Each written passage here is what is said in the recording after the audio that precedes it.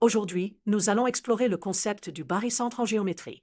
Le barycentre est un concept fondamental en géométrie qui représente le point d'équilibre d'un système de points pondérés, c'est-à-dire des points auxquels on a attribué des coefficients appelés masse ou poids. Voici la définition formelle. Soit A1, A2 jusqu'à AN des points du plan ou de l'espace, et M1, M2 jusqu'à Mn des réels non tous nuls.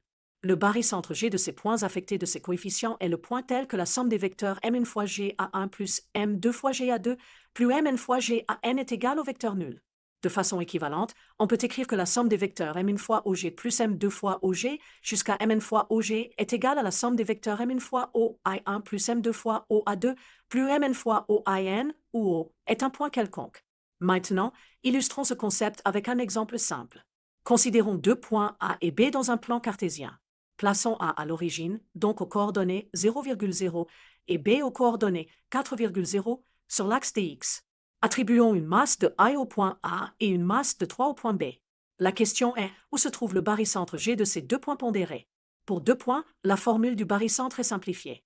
Si A et B sont affectés respectivement des masses M et N, leur barycentre G est donné par la formule vecteur OG égale la somme de M fois vecteur OA plus N fois vecteur OB, le tout divisé par la somme des masses M plus N.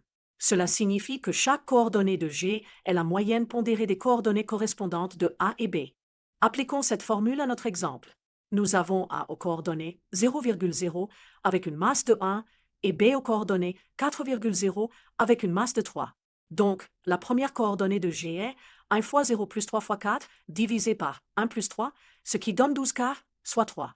La deuxième coordonnée est 1 fois 0 plus 3 fois 0 divisé par 1 plus 3, ce qui donne 0. Donc, le barycentre G est situé au point 3,0. Visualisons maintenant la nature pondérée du barycentre. Nous pouvons représenter les masses par des objets de différentes tailles. Imaginez une barre rigide reliant les points A et B avec des poids suspendus à ces points. Le barycentre est le point où cette barre s'équilibrerait. Puisque B a 3 fois le poids de A, le barycentre se situe plus près de B, précisément aux 3 quarts de la distance entre A et B.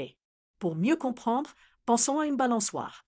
Sur une balançoire, si une personne est plus lourde que l'autre, elle doit s'asseoir plus près du point d'appui pour équilibrer la balançoire. De même, notre barycentre G est le point d'appui qui équilibre notre système de points pondérés. Le concept du barycentre s'étend facilement à plus de 2 points.